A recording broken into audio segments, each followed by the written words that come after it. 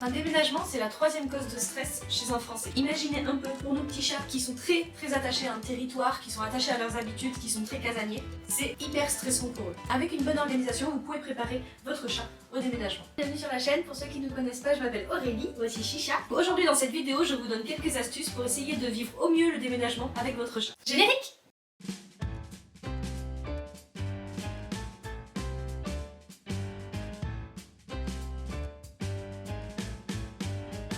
Donc comme je vous le disais, un déménagement c'est stressant, c'est surtout stressant pour nos petits chats parce qu'on va changer de lieu, on va changer d'habitude, on va changer de décor, on va déplacer les meubles, voire on va même changer de meubles. Et donc ça c'est un gros chamboulement pour les chats qui sont en plus des êtres assez casaniers. Un chat est très attaché à son lieu, il est attaché à son territoire, il est attaché aux meubles et aux objets sur lesquels il a mis toute son odeur. Et donc en déménageant, tout ça va être chamboulé, il va perdre ses marques, il va perdre ses repères. Et donc ça va entraîner du stress et du mal-être pour le chat. Mais avec un petit peu de préparation, on peut faire en sorte que le déménagement se passe au mieux. Alors déjà l'étape de la recherche. Dès que vous commencez à chercher un appartement, que ce soit pour le louer ou pour l'acheter, il y a quelques petits trucs à vérifier. On dit bataille gagnée, à moitié préparée. Non, c'est l'inverse. On dit bataille préparée, à moitié gagnée. Dès que vous savez que vous devez déménager avec le chat, vous pouvez déjà commencer à préparer le déménagement. S'il s'agit d'une location, il faut bien vérifier avec le propriétaire que les chats sont acceptés, que certains propriétaires ne l'acceptent pas. Avant le déménagement, vous pouvez déjà vous préparer à bien déménager avec votre chat. Pour ça, première chose, vive les cartons. Vous savez, les chats adorent les cartons. Donc ce que vous pouvez faire, c'est que pendant que vous commencez à emballer vos affaires, faire plusieurs cartons pour pouvoir laisser le chat explorer, le laisser jouer avec. Comme ça, il va pouvoir aller dans les cartons et pendant qu'il dort dans un carton ou qu'il joue dans un autre, vous pouvez remplir les suivants. Voilà, le mieux c'est de faire les cartons le plus naturellement du monde. Vous n'avez pas besoin d'isoler votre chat dans une pièce, vous pouvez le laisser jouer avec vos affaires et avec les cartons qui sont sur place. Même s'il saute dans les cartons toutes les 10 minutes, c'est mieux de le laisser participer. Comme ça, il prend part au déménagement et il se sent pas déjà stressé en amont d'être isolé dans un coin pendant que tout le monde s'agite autour. Ensuite, deuxième règle, restez calme. Ça c'est la première attitude à adopter pendant que vous déménagez. Essayez de rester calme au moins devant votre chat parce qu'il va sentir vos émotions et que si vous êtes stressé, si vous courez partout, ça va forcément l'affecter. Donc avant le déménagement, conservez toutes les habitudes qu'il a, n'hésitez pas à le câliner, à le gâter, continuez à passer du temps avec lui et évitez de changer trop ses habitudes avant d'avoir déménagé. Troisième chose, vous allez pouvoir l'habituer à sa cage. Donc si vous n'en avez pas, il faut en acheter une quelques jours avant pour qu'il ait le temps de s'habituer, d'aller voir l'objet, de mettre son odeur dessus. Si votre chat a déjà une caisse de transport, à ce moment-là, pareil, vous la sortez quelques jours avant, vous la mettez dans le salon, dans la pièce de vie, là où il est habitué à être souvent, et vous la laissez ouverte. Comme ça, le chat va pouvoir commencer à s'habituer à l'objet. Parce que souvent, quand on sort la boîte de transport, c'est pour aller au vétérinaire. Donc le fait de le mettre dans une pièce de vie, ça va permettre de désacraliser un peu tout ça.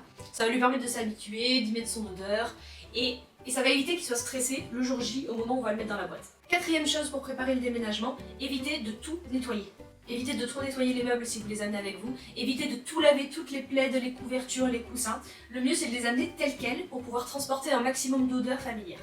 Une chose auquel on ne pense pas aussi, c'est les pieds de table, les pieds de chaise, enfin le bas de vos meubles, ils sont souvent pleins de l'odeur de votre chat qui a posé ses phéromones petit à petit. Donc on évite de nettoyer ces parties-là, comme ça va lui permettre de reconnaître l'odeur un peu plus tard quand vous aurez déménagé. Ça va faire une sorte de repère dans sa future maison. Tout ce qui est couverture, coussin, plaid, même s'ils sont bourrés de poils, ne les nettoyez pas si possible. Si vous en avez la possibilité, vous pouvez aussi faire un aller-retour entre votre ancienne et votre nouvelle maison une première fois pour y amener des objets qui sont déjà imprégnés avec l'odeur du chat. Donc par exemple quelques coussins, une couverture sur laquelle il a l'habitude de se poser.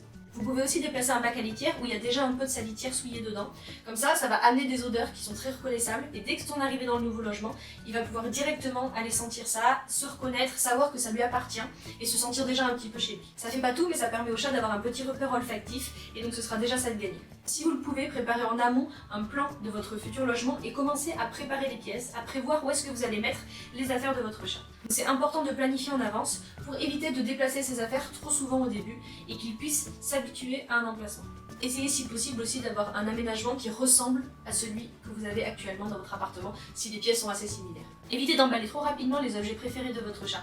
Et enfin, les meubles pour chat, donc tout ce qui est griffoir, arbre à chat, essayez de les laisser jusqu'au dernier moment. Donc comme ça, il va toujours avoir son griffoir, son arbre à chat, et ça, vous le mettez à la toute fin dans le camion de déménagement. Comme ça, c'est le premier truc que vous pourrez sortir et installer directement dans votre appartement. S'il s'agit d'un déménagement avec beaucoup de monde, beaucoup de bruit, beaucoup de va-et-vient, des déménageurs, alors dans ce cas-là, le jour J, vous pouvez isoler votre chat dans une pièce.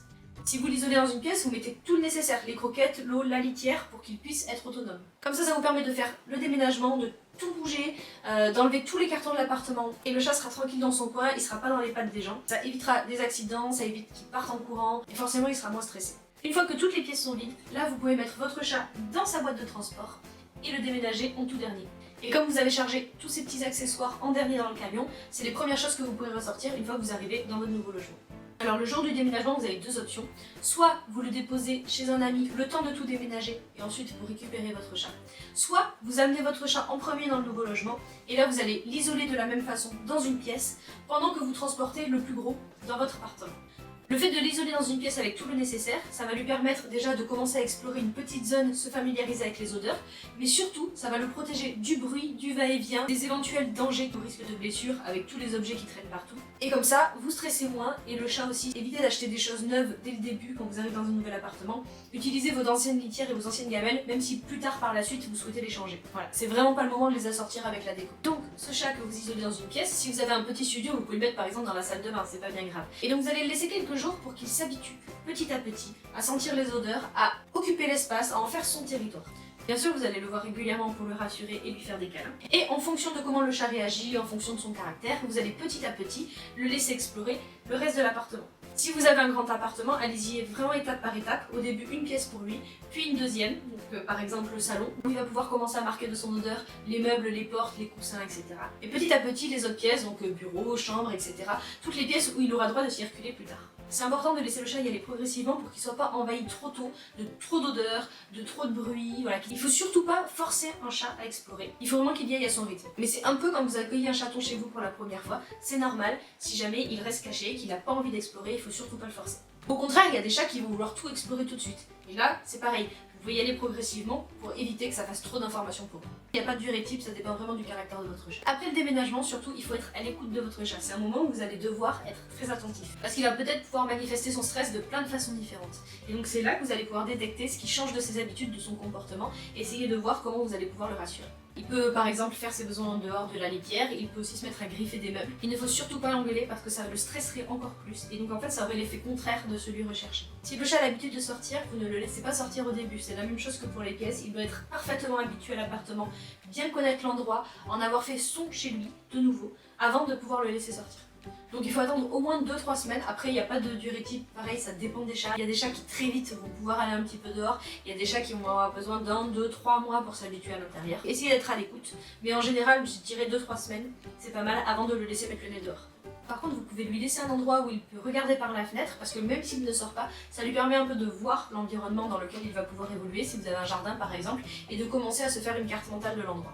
Il se peut qu'avec tous les efforts que vous ayez faits, votre chat soit encore stressé quelques jours, quelques semaines après le déménagement. Pour ça, il existe aussi des sprays d'hormones qui peuvent apaiser les chats. Donc moi personnellement, j'en ai jamais utilisé, j'en ai pas eu besoin.